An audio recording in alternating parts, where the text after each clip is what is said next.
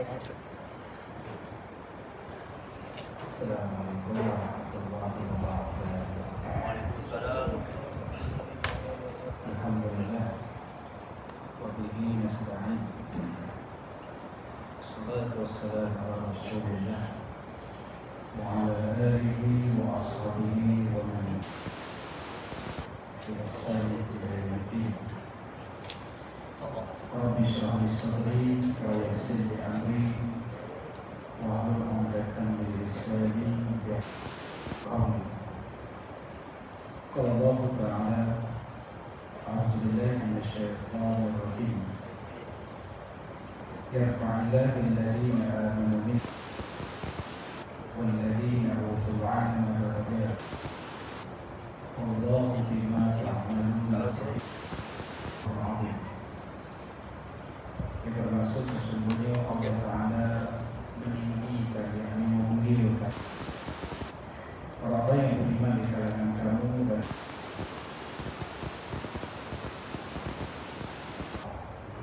sesungguhnya Allah Ta'ala mengetahui apa yang kamu kerjakan. Surah Al-Mujadalah ayat yang ke-11. Muslimin dan muslimat, hadirin dan hadirat sekalian kepada Allah yang berkasihan.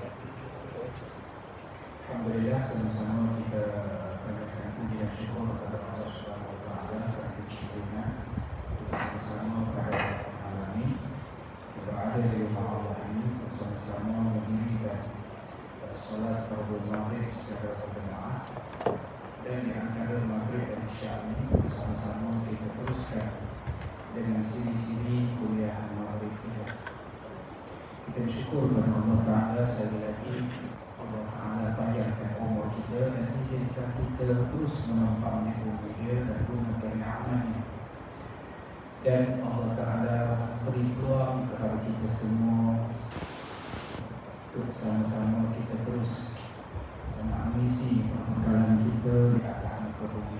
Jadi mudah-mudahan kehadiran kita semua pada malam ini Allah Ta'ala nilai sebagai amalan yang saleh, insya-Allah.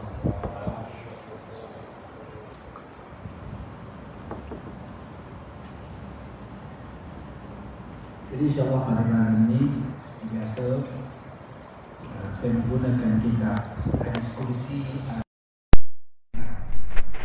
sebagai bahan untuk ilmu kita bersama.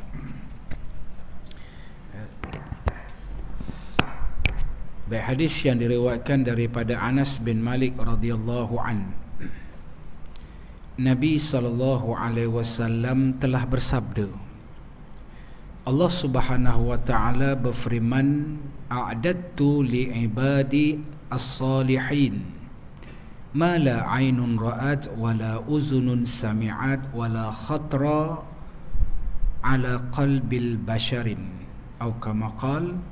Hadis riwayat Ahmad wa Syaikhani wa Tirmizi wa Ibnu Majah an Abi Hurairah wa Tabrani fil Asban an Anas wan Jarir wan Abi Sa'id wan Abi Qatadah mursala. Baik, hadis yang diriwayatkan oleh Imam At-Tabrani. Aku telah menyediakan kepada hamba-hambaku yang salih kenikmatan yang tidak pernah dilihat oleh mata, didengar oleh telinga dan terlintas di hati. Baik, kata pengarang kitab ini menghuraikan hadis ni. Yang dimaksudkan dengan kenikmatan dalam hadis ini ialah kenikmatan yang disediakan oleh Allah Ta'ala di dalam syurga. Kenikmatan syurga itu tentu sekali istimewa tanpa banyak soal jawab lagi, kerana syurga itu tempat balasan Tuhan. Dan balasan Tuhan, balasan Allah bukanlah sebarangan, tentu ia istimewa, bukan saja dari segi jenis dan juga kuantitinya, tetapi lebih daripada itu, sehingga Allah Ta'ala mensifatkan sebagai kenikmatan yang tidak pernah dilihat oleh mata, didengar oleh telinga, terlintas dalam hati. Jelas balasan itu istimewa dalam erti kata tidak dapat disifatkan kerana ia bukanlah dari barang-barang yang terdapat di dunia ini. Baik tuan-tuan, orang mukmin yang Allah Subhanahu wa taala janjikan, dan Allah taala janji kepada orang mukmin ni yang beriman kepada Allah Subhanahu wa taala dengan rukun-rukun iman yang kita yakini. Ya, sebab tu bila kita sebut iman, percaya dengan yakin tetap akan adanya Allah dan membenarkan semua yang disampaikan oleh baginda Nabi SAW.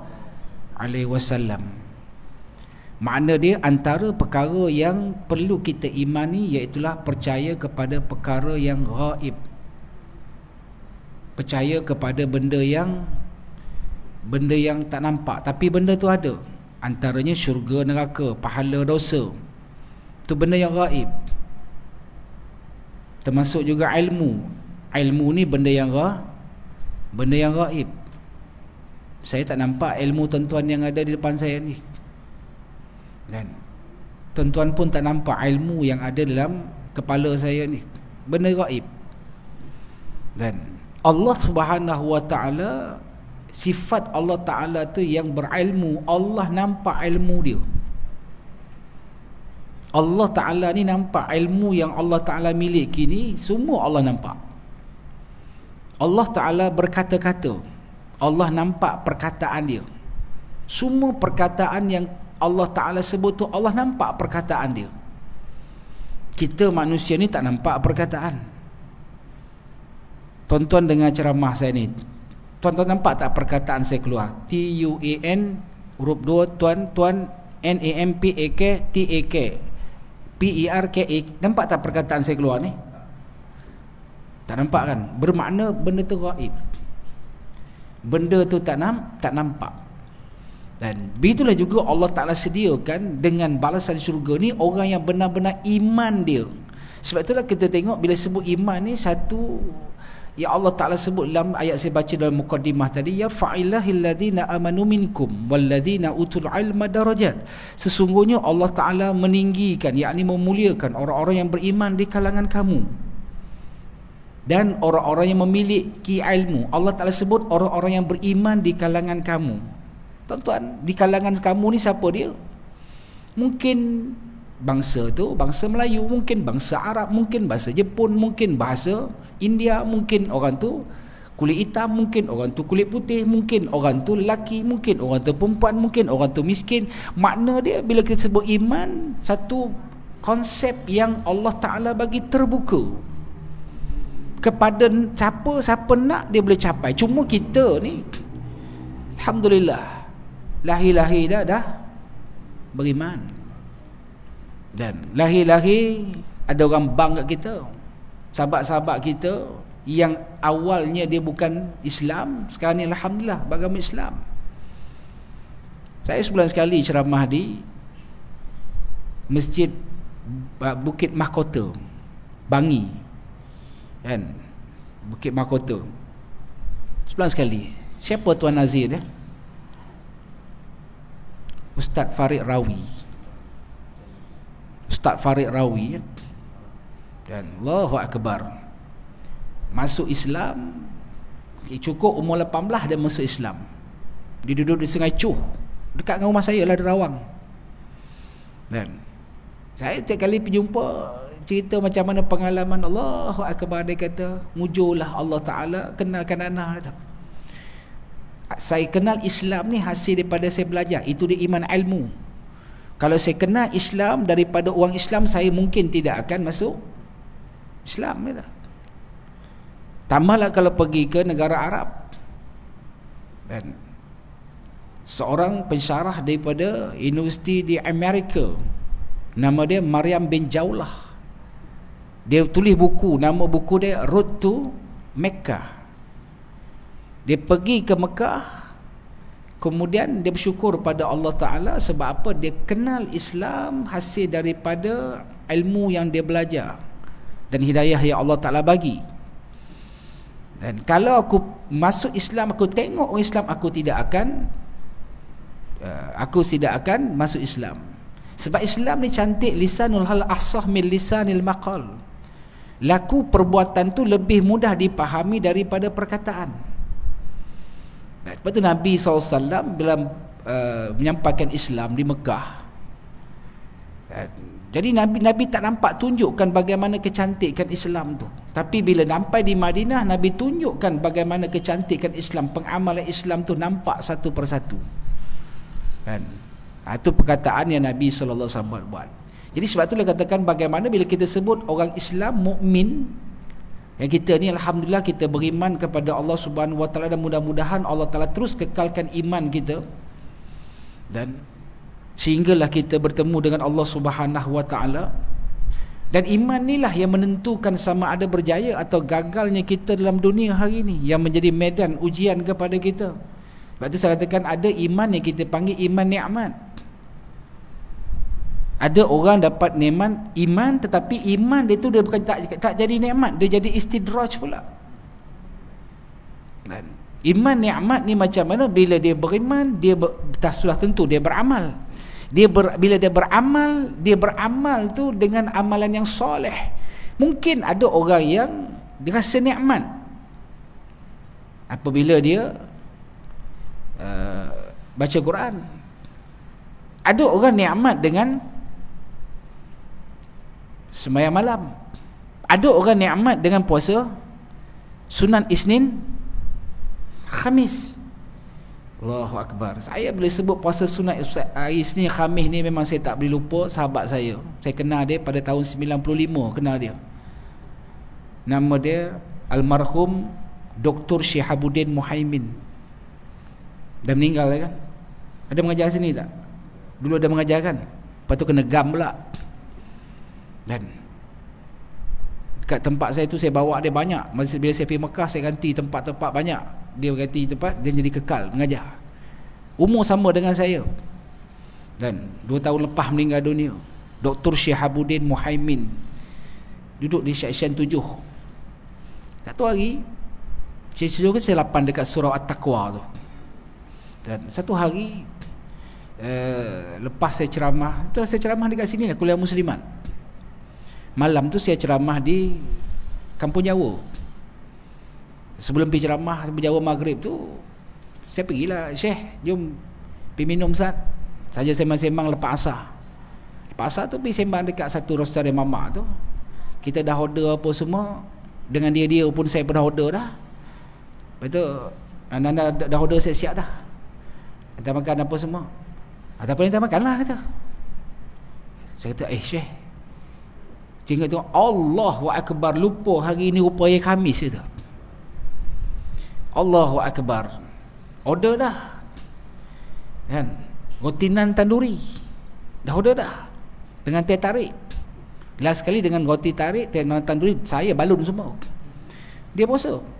Saya kenal dia tahun 95 sampai dia meninggal dunia, dia tak pernah mungkir, dia tak pernah miss puasa sunat Senin Khamis. Tak pernah miss. Kalau dia pergi mana-mana tak pernah miss. Dan itu Dr. Syihabuddin Muhaimin. Mana dia bila dia buat tu dia rasa nikmat. Tu orang kata macam mana rasa nak nikmat buat satu ibadat tu, dia rasa nikmat Ustaz, buat selama 40 kali. Dan buat selama 40 hari. Kan? Kalau tak berjaya juga, buat juga selama 40 waktu sembahyang. Cuba buat, dia kata. Dia akan jadi itu iman nikmat. Ada orang nikmat dengan bersedekah. Tuan-tuan pernah fikir tak, hari ni aku tak sedekah lagi ni? Ada orang terfikir macam tu, hari ni aku tak sedekah lagi. Aku nak zakat ke siapa agak, dia kata. Ada. Dan ada juga, dia kata ada orang nikmat dengan dia boleh duduk dalam majlis ilmu ni. Bila dia duduk majlis zikir, ni majlis kita ada ni majlis zikir ni, kan? Tuan-tuan tak payah kata tasbih pun tak apa dah, kan? Duduk majlis zikir tu, duduk. Ada orang rasa nikmat, rasa bila duduk dalam majlis ilmu dia rasa tenang.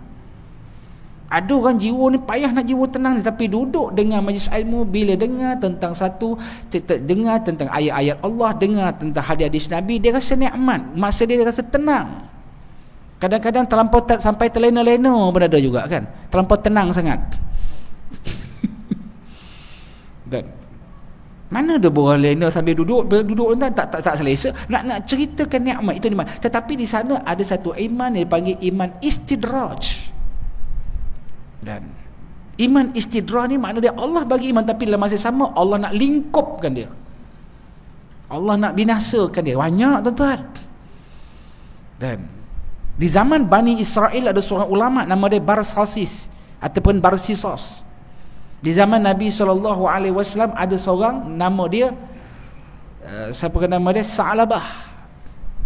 Ini semua asal dia beriman.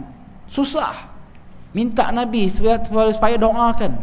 Tapi akhirnya bila Allah Subhanahu Wa Taala bagi timbunan kekayaan, akhirnya bila Nabi suruh kutip zakat, dia enggan mengeluarkan zakat. Iman dia tu jadi iman istidraj. Mahal tuan-tuan. Iman ni satu benda yang cukup mahal. Dan satu benda yang tak boleh kita warisi, tak boleh kita nak pusakai. Sebab tu kita sebut iman ni, Nabi Musa tu lagi nak kalau boleh Allah bagi iman kepada pak angkat dia, Firaun. Firaun khafu nama dia. Firaun ni dia punya nama lah. Nama dia, nama sultan pada ketika itu nama dia Firaun. Firaun yang pertama nama dia Khafu. Yang kedua Khafu, yang ketiga Khufu. Yang Khufu inilah pak angkat Nabi Musa. Yang menentang Nabi Musa, yang mengaku Tuhan tu anak dia tu, nama dia Ramsis II tu. Ramsis II tu makna dia beradik angkat lah dengan Nabi Musa. Yang menentang Nabi Musa, yang akhirnya dia sampai ke tahap dia mengaku Tuhan. Dia nak supaya Allah Ta'ala bagi iman, tapi Allah Ta'ala tak bagi iman. Begitulah juga dengan Qarun, sepupu dia. Dan begitulah juga dengan Bani Israel. Maknanya Bani Israel ni siapa dia? Keturunan Nabi Yaqub. Yang nama Nabi Yaqub ni asal dia dalam Quran selain daripada Yaqub, dipanggil juga dengan Israel alaihissalam. Dan Zionis Yahudi hari ini yang dilaknat oleh Allah Ta'ala. Zionis Yahudi ni ada dua, Yahudi Ortodoks dan Yahudi Zionis ni yang ada hari ini, yang ganas hari ini, yang bunuh umat Islam. Yang ni lah dikatakan bagaimana Yahudi ni yang menggunakan kepentingan politik, menggunakan nama Nabi Yaqub alaihissalam, berselindung di atas nama Nabi Yaqub tu, iaitulah tujuan dia nak merampas ke bumi Aqsa. Sehinggalah Brigade Izzuddin Al-Qassam mengisytiharkan perang Taufan Aqsa. Taufan tu maksud apa? Mempertahankan bumi Aqsa. Sebab dia rancangan dia ujung tahun 2023 dia nak hancurkan. Tuan-tuan terbaca tak Benjamin Netanyahu tu? Dia nak hancurkan bumi Palestin. Dia buat satu dah. Dia buat dah satu peta dunia tu. Dia nak menghapuskan, dia kata nak buat satu gagasan ekonomi yang baru yang lebih aman dengan syarat Palestin dihancurkan. Sebab Palestin inilah yang banyak menyebabkan berlaku keganasan. Walhal dia kepala pak peganas tu. Dan hari ini kalau kita tengok banyak kan di Palestin orang-orang Yahudi banyak dah tinggalkan Palestin, balik ke Amerika, balik ke Poland, balik ke Rusia, balik macam-macam. Tuan-tuan, agak-agak dia kalau orang betul-betul dia tanah air dia agak dia sanggup tak tinggalkan Palestin? Sepatutnya dia tunggu. Yang tanggup tinggal siapa? Orang Palestin dia. Nak senang faham. Kita ni agak-agak dia kalau negara kita kena serang tuan-tuan, bertubi-tubi, agak-agak tuan-tuan nak keluar daripada Shah Alam ni, nak keluar pergi ke New Zealand ke, pergi Sydney ke tuan-tuan nak duduk dekat Shah Alam ni. Dua orang ni duduk Shah Alam, yang lain semua nak keluar. Tak angguk tu. Makna dia ini tanah air kita. Makna dia sekarang ni orang Gaza tu yang duduk. Dan untuk dia mempertahankan. Jadi Nabi Musa alaihissalam nak Bani Israel ni setelah dibawa keluar daripada Mesir, daripada cengkaman Firaun keluar, seramai 12,000 tersesat di Gunung Sinai ataupun di padang pasir Sinai selama 40 tahun. Tuan-tuan, Sinai ni, saya duduk Mesir dulu. Sinai ni padang pasir. Ni yang Netanyahu nak ambil semua penduduk Gaza ni, dia nak letakkan di Sinai. Sinai tak ada apa. Punya tamak haloba rakusnya tu. Dan dia nak hapuskan umat Islam. Ini katakan Yahudi yang kita panggil kafir harbi ni, yang halal darahnya kita bunuh. Dan akhirnya pada ketika itu Allah Ta'ala bagi al-manna was-salwa, sejenis minuman yang macam gula yang boleh menampung, dan as-salwa iaitulah makanan berupa burung puyuh. Dan jangan kamu makan lebih. Ayat banyak tu Allah Ta'ala bagi, banyak tu ya, jangan makan lebih. Tapi Bani Israel nama dia, tuan Yahudi nama dia tak mau dengar, dia makan lebih juga. Akhirnya Allah Ta'ala timpakan bala lagi, dan tersesat selama 40 tahun tersebut sebelum nak masuk ke bumi Aqsa, nak pergi ke Baitul Maqdis. Nabi Musa tak berjaya masuk, meninggal dunia ataupun wafat, dan diteruskan oleh anak murid Nabi Musa nama dia Nabi Yusha' bin Nun. Nabi Yusha' lah yang bawa Bani Israel pergi ke Baitul Maqdis. Dan Nabi Musa ni hidup 1400 tahun sebelum Masihi. Sebelum tu 1800 tahun sebelum Masihi Nabi Ibrahim, dan Nabi Ibrahim lah yang meletakkan batu asas dia untuk bina Masjid Aqsa. Kemudian dipertahankan oleh Nabi Musa dengan anak murid dia. Kemudian diteruskan oleh Nabi Allah Daud alaihi salam 1000 tahun sebelum Masihi. Mempertahankan bila mana bumi Palestin nak dirampas oleh tentera Jalut. Kan berlaku peperangan Jalut dan Tolut kan kita kan. Makna dia mempertahankan tu bumi Palestin, bumi milik Islam. Sampailah kepada Nabi Sulaiman alaihi salam 950 tahun sebelum Masihi. Nabi Sulaiman berperang juga dengan tentera yang daripada Sabak. Dan tentera Sarail nama dia, di negeri Sabak. Negeri Sabak sekarang ni di Yaman. Sabak di Yaman. Dia bukan Sabak Bernam, tu Jawa. Dan negeri Sabak. Dan akhirnya bersama dengan raja dia nama Ratu Balqis. Ratu Balqis ni kaya tak kaya, nak lawan Nabi Sulaiman, dia ni ada 300 menteri dia. Tuan-tuan, kalau seorang menteri itu kaki tangan dia ada 10,000, makna dia kalau 300 menteri ada berapa ribu tu kaki tangan. Dan kerajaan BNPH hari ni berapa kementerian? Tuan-tuan pun tak tahu juga. Sebab saya tanya, sebab saya pun tak tahu. Ada 28 ya? 29? Entahlah bubuh apa kan. Makna itu pun dah kaya lah negara kita ni. Nah, ni 300 kementerian. Dan Nabi Sulaiman alaihi salam akhirnya membina komplek Masjid Aqsa tu. Kemudian seluas 36 ekar. Nabi Sulaiman yang bina. Kita tahu Nabi Sulaiman ni dia punya pekerja-pekerja dia bukan manusia sahaja, binatang, jin semua buat belaka. Bila buat tu Nabi Sulaiman duduk di awang-awangan, tengok jin ni buat, tengok manusia ni buat, tengok binatang ni buat, tengok dia buat kerja ke tidak. Nabi Sulaiman naik tikar terbang dia tu. Tikar terbang dia tu, kalau dia naik tikar tu, kalau perjalanan satu tempat tu, kalau kita pergi perjalanan 3 hari, Nabi Sulaiman naik tikar terbang tu pergi pagi, tengah hari sampai. Tanpa Nabi Sulaiman menyebut Zam-Zam. Tu yang Piramli tiru tu, dia Nabi Sulaiman. Tengok dia buat 36 ekar komplek tu. Bina apa? Bina masjid. Tiba-tiba Yahudi hari ni mendakwa, dia kata Nabi Sulaiman buat temple. Dia panggil Haikal Sulaiman. Dan sebenarnya dia bukan nak buat Haikal Sulaiman, sebenarnya dia nak cari peninggalan-peninggalan Nabi. Nama dia tabut, kotak. Di bawah dalam tabut tu, dalam kotak tu ada tongkat Nabi Musa, ada cincin Nabi Sulaiman. Kan Nabi Sulaiman ni mukjizat dia cincin. Kan? Satu hari Nabi Sulaiman alaihi salam, dalam cerita Israiliyat lah, kan? Nabi Sulaiman alaihi salam naik tikar terbang dia tu. Tiba-tiba Nabi Sulaiman alaihi salam ni tengok dekat bawah ni, semua rakyat dia lah, bila tengok-tengok ada seorang perempuan yang hitam sungguh.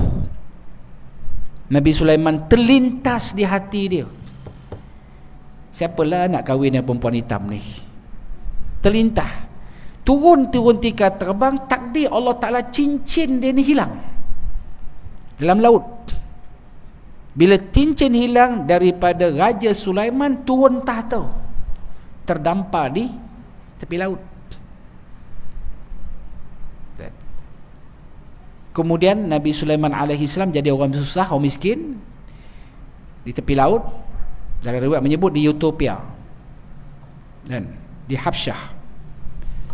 Kemudian dia jumpa seorang pakcik. Pakcik ni tengok orang kampung tu semua hitam, dia seorang yang putih. Kamu daripada mana?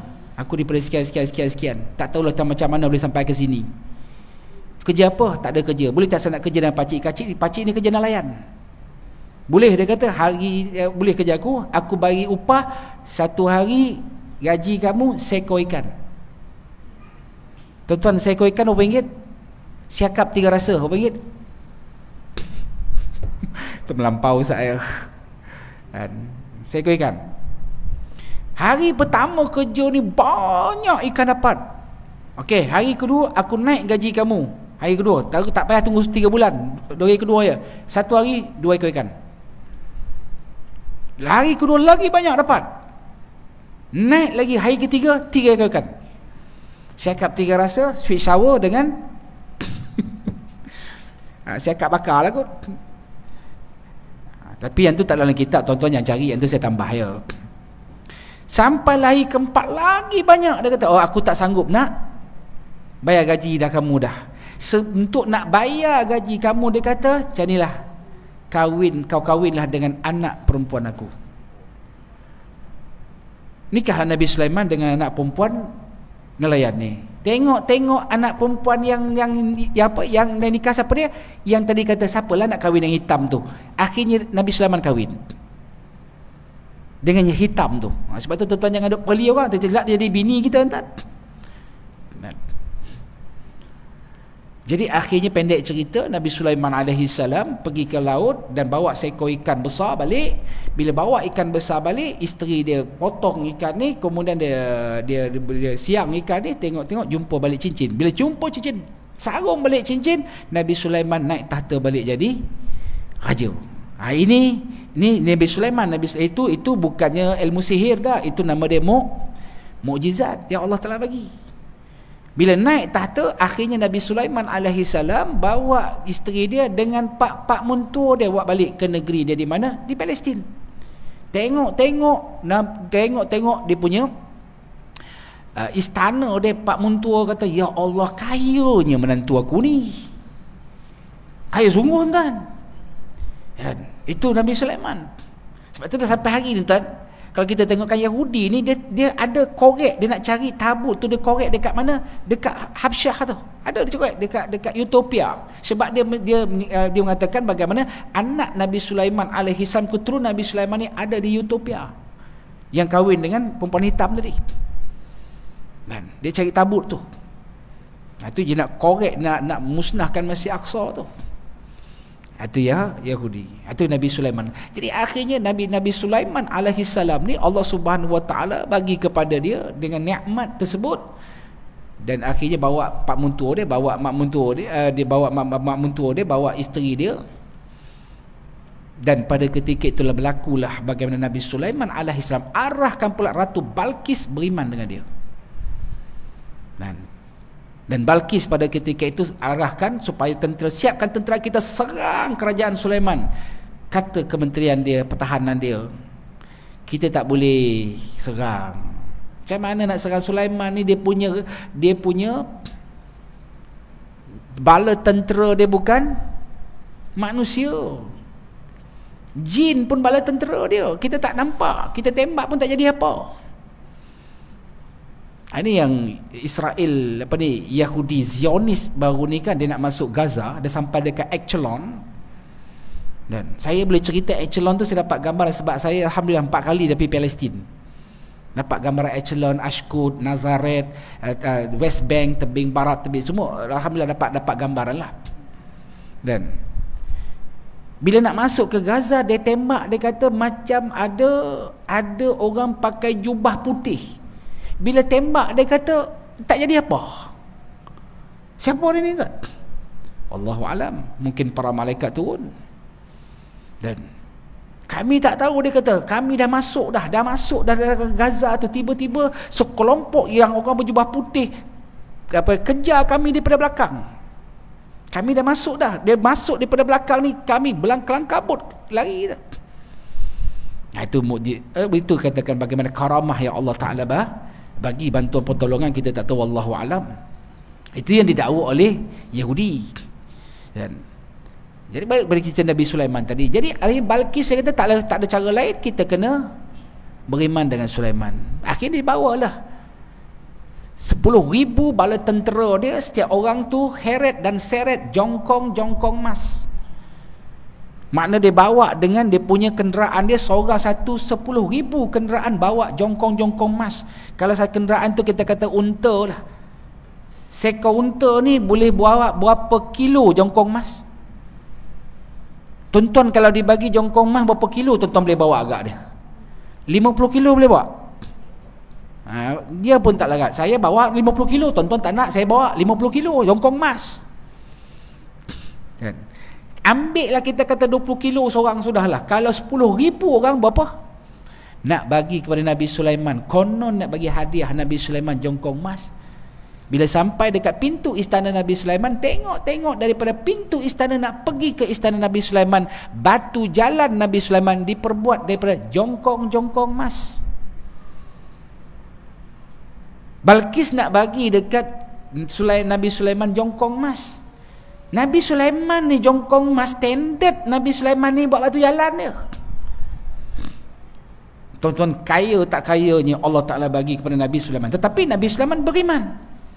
Dia jadi iman, dia terjadi nikmat iman. Nabi Sulaiman kata apa? Hadza min fadli rabbi liyabluwani an ashkur au akfur. Semua yang aku miliki ni sekadar kurnia Allah nak uji aku, sama ada aku beriman atau sebaliknya aku menjadi kafir, kufur. Tentu sebab itu katakan mahal iman ni. Dan cukup bernilai. Takwa ni satu benda yang Allah Subhanahu Wa Taala bagi.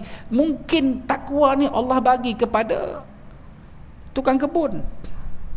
Dia lebih mulia daripada pensyarah universiti kalau dia bertakwa. Mungkin dia bagi kepada orang perempuan lebih hebat daripada orang lelaki. Mungkin juga takwa ni dia bagi kepada orang buta. Tuan-tuan, ada ramai, guru saya sendiri pun orang buta. Masa saya belajar di Mesir dulu, guru saya belajar di Masjid Imam Asy-Syafi'i, di mana Imam Syafi'i dimakamkan, di situlah guru saya, Dr. Muhammad Mahmud bin Mahmud, Dr. Muhammad Mahmud. Nama dia sama dengan nama datuk dia. Kitab tu nama dia Syarah Ibnu Aqil. Syarah Ibnu Aqil ni lebih kurang tebal ni lah, dia ada 2 jilid. Lebih kurang tebal Al-Quran kan, lebih 2 jilid. Syarah Ibnu Aqil. Saya biasa sekali bila mengaji dekat dia, bila mengaji dia baca kitab lah, baca kitab ni, kitab tak, bukan macam Quran ni ada baris, kitab tak ada baris. Baca matan dia, bila baca matan tu baru baca 2 baris je. Nizam irja' bait. Kata Nizam, balik rumah. Saya tanya, "Kif ya Syekh?" Kenapa Syekh kata? "Kamu ni tak bersedia nak belajar. Sekali nak belajar, baca dulu. Pergi balik dah." Tuan-tuan, Allahu Akbar. Puas pujuk dia balik kata, "Kau nak belajar ke tidak ni? Kau datang daripada Malaysia jauh-jauh, mak pak kau ni bagi duit ni bukan kau nak merapu sini," kata. "Malaysia Syekh, tak maaf," kata. "Baca betul-betul," kata. Baca betul-betul. Dia ni buta tapi dia ni hafal ni kulit ke kulit. Tu orang buta. Kalau guru kan. Ini mulianya manusia. Bukan sebab tu, mungkin dia buta tu, mungkin dia mulia di sisi Allah. Ini berlaku juga di zaman Nabi SAW. Ada seorang buta dan dia ni tua. Satu hari dia dengar cerita di Madinah ni ada seorang gadis yang sangat segak. Sampaikan pemuda-pemuda Madinah ni tak ada seorang pun berani nak pergi Pinang dia. Sebab tu payah juga kalau orang segak ni tuan. Dah lah segak, kaya pula, berilmu pula.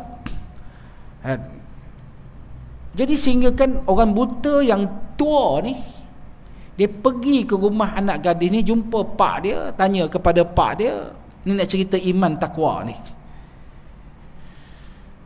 Aku dengar cerita di rumah ni ada seorang gadis, dia kata, ya anak aku. Kenapa dia kata? Saya cadang nak pinang anak tuan ni, orang buta ni, yang tua ni. Jadi bapa gadis ni tanya, pinang ni untuk siapa? Untuk akulah kata. Untuk aku. Jadi akhir bapa gadis kata macam inilah, boleh tak bagi masa aku 3 hari? Boleh tak bagi masa 3 hari? Lepas 3 hari datang balik. Itu di Madinah. Kalau kena Shah Alam Seksyen 19, pakcik ni salah rumah kot ni. Kalau kena kat kita. Jadi pada ketika itulah, dia dalam masa 3 hari disiasat, siapa lelaki yang buta dan tua ni. Memang dia sejak kecil dia memang buta, memang dia seorang yang sangat warak, dia memang searah sahabat Nabi, dan dia seorang sangat tekun dalam melakukan sesuatu ketaatan kepada Allah. Lepas 3 hari ni datang dia balik, bila datang tanya, macam mana pakcik, pinangan saya macam mana? Aku terima pinangan kamu. Bila terima pinangan tu, satu Madinah gempar. Pemuda-pemuda Madinah kata, Allahu Akbar, ruginya aku tak pergi pinang dulu. Orang tua, buta pula pinang boleh terima. Aku ni the most handsome boy. Contohlah. Ruginya aku tak pergi pinang. Akhir satu Madinah, semua pemuda-pemuda Madinah tu semua berdoa belaka. Ya Allah, harap-harap tak jadilah menikah. Harap-harap tak jadilah menikah. Dia macam filem Hindustan jugalah lebih kurang. Sehinggalah hari pernikahan tu, bapa gadis ni pesan dekat anak gadis dia, ayah kahwinkan kamu dengan orang tua yang buta ni, mungkin di dunia kamu tak berapa bahagia, tetapi ayah yakin Allah akan bagi kebahagiaan kamu di akhirat. Dunia ni mungkin kamu tak apa nak bahagia, tapi ayah yakin akhirat akan menunggu kebahagiaan. Maka berkahwinlah dia. Bila berkahwin, bawa balik ke rumah. Satu hari, isteri dia tanya kepada suami dia yang buta ni, bang, pasal apa abang ni berkenan sangat dekat saya ni? Abang tua. Abang dah tua, kenapa berkenan dekat saya? Dia kata, suami dia kata, aku rasa aku yang muda, kamu yang tua. Tuan, main dengan orang buta. Orang buta ni dia tahu ke dia tua dia muda? Dia bukan tengok cermin macam tuan-tuan. Dah, abang yang tua bang, saya muda. Dah, aku rasa aku lebih muda daripada kamu. Tidak, abang yang tua bang, saya muda. Ambil sini.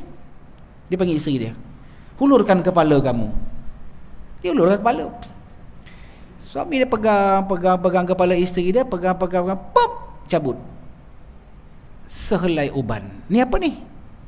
Uban bang. Uban ni tanda apa? Tua. Siapa ada uban tu tua lah tu. Bukan tanda nak mati dah. Banyak kan orang beruban tak mati-mati lagi. Kan? Orang tak beruban yang mati. Uban tanda tua. Cuba kamu tengok di kepala aku. Dia ulur kepala. Isteri dia ulur kepala, ulur, cari uban. Tak ada sehelai uban pun di atas kepala suami dia. Kan? Akhir dia kata, bang, tak jumpa bang. Sekarang siapa tua, siapa muda? Abang muda bang, saya tua.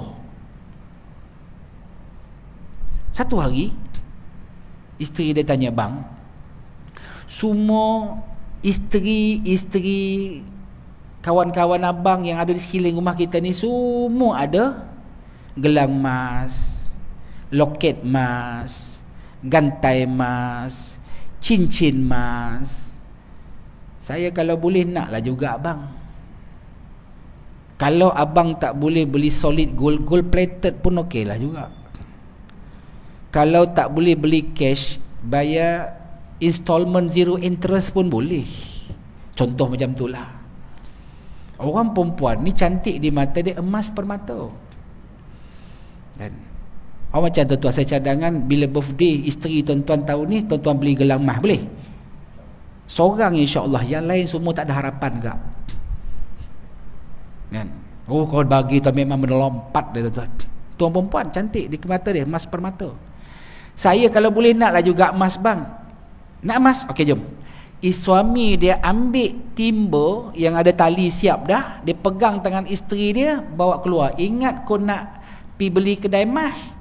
Rupa dia pergi ke dalam telaga. Pergi satu telaga, dia campakkan timba tu, kemudian dia tarik naik atas, tengok penuh satu timba tu, cincin emas, gelang emas, jongkong emas, semua penuh satu timba. Isteri dia bila tengok emas ni, dia terus dia pegang, dia ambil, nak ambil, suami dia pegang.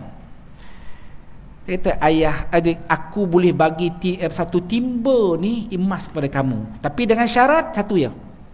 Syarat dia, kita berpisah rumah tangga. Kau jalan kau, aku jalan aku. Okey? Ni nak tinggalkan ni.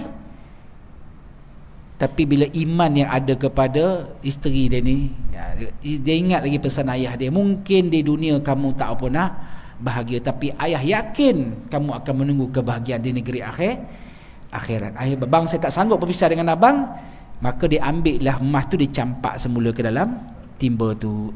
Kemudian dia siasat, siapa suami dia ni? Memang suami ni sahabat Nabi, sejak dia kecil buta, memang seorang dia wali Allah, memang seorang yang sangat hebat dalam melakukan ibadat. Mana dia ni merupakan wali Allah. Wali Allah ni, tuan-tuan, Allah bagi karamah. Jadi akhirnya lepas 3 hari tu dia ambil timba yang sama, kemudian dia pergi telaga yang sama, dia cari, dia campak dalam timba dalam telaga tu, kemudian naik atas, tengok tak ada dah emas, yang ada air ada, dan tinggallah emas tu dalam telaga tu. InsyaAllah tuan-tuan kalau nak, lepas isyak ni saya share location dekat tuan-tuan. Kalau nak lah emas ni, ini nak ceritakan bagaimana dia kata iman yang ada. Kak, kalau kena ke akak macam mana kak? Emas satu timba ni kak, janda kaya aku. Itu kalau kena kat kita, tuan-tuan kan. Allahu Akbar. Jadi makna iman, dia kata iman tu benda yang sangat mahal di sisi Allah Subhanahu Wa Taala ni, nilai dia. Azal lu. Azal lah.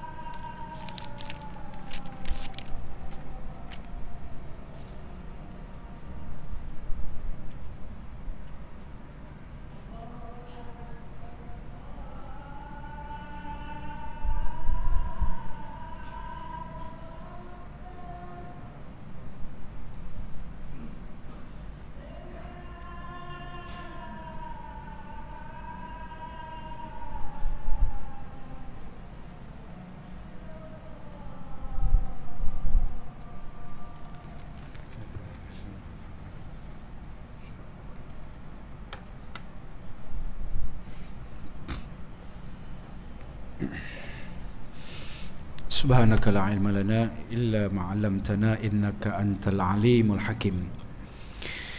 Baik muslimin dan muslimat yang mati sekalian, itu cerita tentang iman. Baik, kita sambung sikit lagi sampai iqamah. Kata pengarang kitab ini, begitulah dengan apa yang didengar oleh telinga. Jadi makna dia orang yang kita sebut tadi, kita ni wajib menjadikan diri kita ni orang yang soleh. Soleh ni maksud dia apa dia? Baik pada pandangan Allah dan baik pada pandangan manusia. Itu orang yang soleh. Ramai orang ni baik di sisi manusia, tapi di sisi Allah tak apa baik. Manusia kau tengok, dia ni baik sungguh, banyak orang soleh di sisi manusia, tetapi di sisi Allah dia bukan soleh. Jadi soleh ni baik pada pandangan Allah, baik pada pandangan baik pada pandangan manusia. Dan orang yang soleh ni dia akan mendapat keberkatan doa daripada seluruh orang yang sembahyang. Dalam sembahyang kita bacakan dalam tahiyat akhir itu, wa ala ibadika salihin. Makna dia mendapat keberkatan doa daripada seluruh umat Islam yang sembahyang. Kita tak kenal pun Abu Bakar As-Siddiq, kita tak kenal pun Umar Al-Khattab, kita tak kenal pun Syekh Abdul Qadir Al-Jalani. Dulu dia sembahyang, dia doa tu kita dapat keberkatan doa daripada orang yang soleh. Wajib dijadikan diri kita ni orang yang soleh. Tak apalah kalau manusia nampak kita tak baik, tapi di sisi Allah kita ni baik. Dan orang yang soleh inilah dijanjikan oleh Allah Ta'ala syurga mala ainun ra'at. Makna dia mata tak pernah, mala ainun ra'at, mata ni tak pernah tengok. Dan apalah kemewahan yang ada di atas dunia ni tak pernah tengok. Kalau kita tengok, itu bukan syurga. Wala uzunun sami'at, dan telinga tak biasa dengar. Telinga tak biasa dengar kenikmatan tu. Contoh, kan dulu kita baca hadis kursi sebelum saya baca kan, selalu saya baca kan, syurga, boleh sebut syurga, Allah Ta'ala sebut dalam syurga ni Allah Ta'ala sediakan ada 70,000 batang sungai kan, min labadin, susu. 70,000 batang sungai min asalin, madu. 70,000 batang sungai min khamar, arak syurga. Dan 70,000 batang sungai daripada sungai air yang hayat, air yang jernih. Dan di sana pula adanya katil. Penghuni syurga katil itu, dan katil dia pula memiliki 70,000 cadar. Dan di sana pula ada 70,000 pokok-pokok di tepi katil. Dan di bawah katil tu ada 70,000 batang sungai. Sungai khamar 70,000, sungai sungai susu 70,000 batang sungai, sungai air yang jernih 70,000 batang, dan sungai air arak syurga 70,000 batang sungai. Dapat tak kita bayangkan sungai? Tak dapat bayangkan. Yang kita dapat bayangkan sungai, ada ular, ada biawak, ada ten kosong, ada kelapa komeng, ada biawak, itulah kita nampak. Itu bukan sungai syurga, itu sungai Kelang nama dia. Ya. Sungai ni benda yang tak boleh. Itu kan syurga yang Allah Ta'ala sediakan ni, makna dia telinga tak biasa nak dengar. Itulah syurga. Macam mana akhirat kita nampak kan? Wala khatra ala qalbil bashar, dan hati kamu tak pernah terlintas nak dapat ni hadiah yang Allah Ta'ala sediakan kepada orang mukmin yang saleh. Maka dalam hadis yang kita baca ni, wajib kita sebutkan jadi orang mukmin, bukan sekadar mukmin saja, tapi kita nak jadi mukmin yang iman kita jadi iman nikmat. Kita tak mau jadi iman kita iman istidraj, Allah bagi takut-takut Allah telah binasakan kita, dan kita jadikan diri kita ni orang yang soleh yang mendapat keberkatan doa. Dan apatah lagi hadis daripada Anas bin Malik radhiyallahu anhu, maknanya Allah janjikan sesuatu dengan balasan syurga di sisi Allah Subhanahu wa taala. Dan terakhir kata pengarang kitab ini, semua ini dijanjikan Allah sebagai balasan buat orang-orang yang soleh kita sebut tadi, yang suka berbuat baik. hatinya suci dengan keesaan Allah Subhanahu wa taala, pemikirannya bersih dan dengan ingatan kepada Allah Subhanahu wa taala, mereka inilah yang nanti bakal menghuni syurga yang dijanjikan. Makna dia kata pengarang kitab, orang yang soleh suka berbuat suka buat baik. Semua dalam bentuk yang boleh membawa kepada keadaan suasana yang tidak baik, dia tak suka. Fitnah, benda domba dan sebagainya. Dan juga pemikiran dia sangat bersih. Pemikiran dia sangat bersih. Makna dia fikir ni apa dia? Baik ya. Contoh kalau dia dengar ceramah ni kan, kalau ustaz sambung sampai pukul 9 pun tak apa. Itu pemikiran bersih. Boleh sambung kan? Boleh bersih lah tu. Kan? Jangan tunjuk isyarat suruh berhenti lah. Allahu Akbar kan. Adalah pengalaman ceramah ni lah kan? Dia panggil ceramah Maulid Nabi. Baru ni ceramah Maulid Nabi. Kemudian lepas masa semayang tu, okeylah, lepas semayang tu sebelum kita ceramah, kita berselawat terlebih dahulu. Selawat dulu. Ustaz, kami nak dapat berkat ustaz lah. Ustaz pimpin selawat lah. Tak apa, kita pimpin lah selawat. Ya Nabi salam alaika, ya Rasul salam alaika, ya Habibi salam alaika, salawatullah alaika, Allahu ya Nabi salam. Itu cara selawat saya lah kan. Kita selalu biasa sallallahu, itu biasa buat selawat-selawat. Lepas selawat tu ingat Pak Su panggil saya ceramah. Lepas tu kita jemput pelajar-pelajar tahfiz untuk menyampaikan 2 buah lagu. Nyampai nasyid pula. Zahara dinu muhayya. Pula dah ni ku apa nak mula ceramah ni kita. Tak apa lagi lah. Elok dah ada ceramah tu, dah masuk lagi 15 minit nak masuk Isyak. Bila nak masuk Isyak tu, bila masuk je Isyak, kita baru mukadimah tak habis. Bila masuk Isyak, tu bila Ustaz tahu daripada belakang Ustaz apa? Saya kata kenapa? Kita berhenti azan dulu. Azan pula. Azan dulu, berhenti dulu. Lepas azan, macam tu dia bunyi titit jam kan bunyi. Titit berhenti. Bila bunyi ni berhenti, suruh berhenti. Duduk belakang tu tunjuk isyarat berhenti. Bukan orang belakang tu, tuan-tuan jangan terasa hati pula. Ni masjid yang saya ceramah tu lah. Masjid di Kuala Lumpur. Tak payah saya sebut nama masjid lah, atas faktor-faktor keselamatan. Tuan-tuan, saya sambung lagi 10 minit. Dan bila sambung 10 minit 2 kali, so berhenti. Allahu Akbar. Ni merobok dalam ni, tuan-tuan tahu merobok. Ni dalam ni rasa macam aku nak baling air ke dia. Tu geram gitu. Saya sambung lagi ceramah. Saya sambung lagi 15 minit. Tak berhenti juga. 3 kali tu berhenti. 3 kali. Sampai saya keluar hari tak boleh tahan, kata, tuan-tuan, saya ceramah malam ni sampai pukul 9 sampai pukul 10. Kalau tuan-tuan rasa lapar, tuan-tuan nak balik, tuan-tuan balik dulu makan dulu, kata. Kawan angkat kaki balik terus, kan. Masa tu kita ceramah pun dah ceramah ni dah kepala dia ingat geram. Man, tak ingat lagi dah. Tak apa kuat jangan ustaz ni. Dia kalau orang yang kuat ni, orang yang boleh marah, dia boleh tahan kemarahan. Masa tu pengusi tengok saya. Ustaz, saya nampak ustaz punya cara ceramah pun dia kata lain, tak macam biasa, dia kata. Nampak macam ada sesuatu. Memang sampai 3 kali susu isyarat berhenti. Allah Ustaz minta maaf lah ustaz. Kami ni tak tahu nak buat apa dah ustaz, dia kata. Itulah setiap kali ustaz datang, tiap kali kalau ustaz lebih, memang dia suruh ustaz berhenti orang tu ustaz. Orang sama. Ada juga macam tu. Tuan-tuan, kita ceramah Maulid Nabi paling lama pun 1.5 jam ya. Paling lama tu pun lama tu 1 jam suku habis dah. Kabi kushi, kabi gem 3 jam tuan-tuan. Tuan-tuan tak bisa tengok. Tak bisa tengok, sudahlah berhentilah ceramah macam ni tuan-tuan. Itulah cerita tentang bagaimana nak jadikan kita ni orang yang soleh. Allah Ta'ala dah janji dah. Syurga yang dijanjikan, bagaimana Allah Ta'ala janji kepada kita ni sekarang ni, if'al masya'. Terpulang pada kita tuan-tuan, kalau kita rasa dengan apa yang Allah Ta'ala janji ni benar, amalkanlah. Tapi kalau sebaliknya, masyi'tah, ikut kamulah. Mudah-mudahan apa yang kita kongsikan pada malam ni ada manfaat insya-Allah Ta'ala. Terima kasih atas segala perhatian.